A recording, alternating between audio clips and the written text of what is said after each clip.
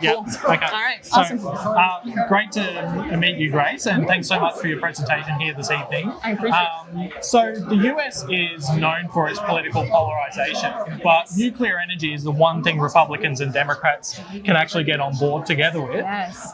So how did that come about, and what are some lessons that we can learn in Australia for achieving bipartisanship? I think both sides of the aisle in America care about nuclear energy for different reasons, right? Yep. They have different priorities. One side loves the economy that the nuclear power plants bring to their communities, whether it's high-paying jobs or the millions of tax dollars back into the community, whether it's the cheap electricity that those local communities have, all the way then to the other side of the aisle where they care about climate change and creating emissions-free energy. And now the one thing that both agree upon is reliable electricity, which is so important.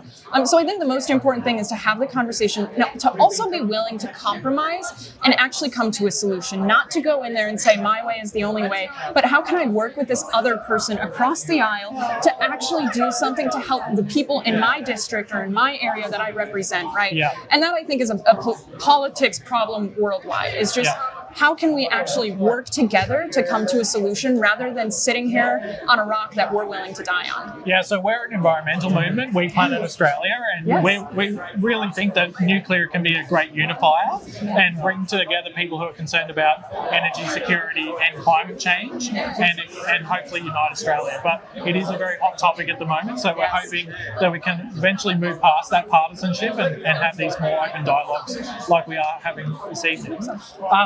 So we've seen some really kind of nasty comments, kind of trying to degrade your credentials by saying that you're just an influencer or, just a beauty queen pageant. What do you think of those comments, and does that hurt women in science and women's advocacy in general? Yeah, I think for me personally, honestly, when people write that stuff, it speaks more to their character because they didn't do the research to know that I am a nuclear engineer who works. Like, I am actively working on nuclear power plants in the United States. Literally, earlier today, I stopped after I got off the plane because I needed to catch up on work and make sure that I was still on top of everything, right? Yes. So I personally think that when somebody chooses to write something very harmful or choosing to be ignorant of knowledge that is very easily accessible, it's in my Instagram bio, it's on my LinkedIn, it's not hard to find.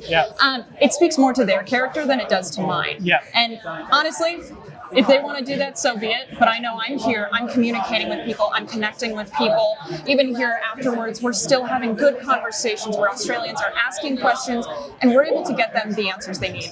Yeah, fantastic. We agree with that. So we've unfortunately had some protesters here this evening. What would your message to them be? Yeah, I would honestly have my message to them be to remember to respect people. When you're having these interactions, we're talking to other people.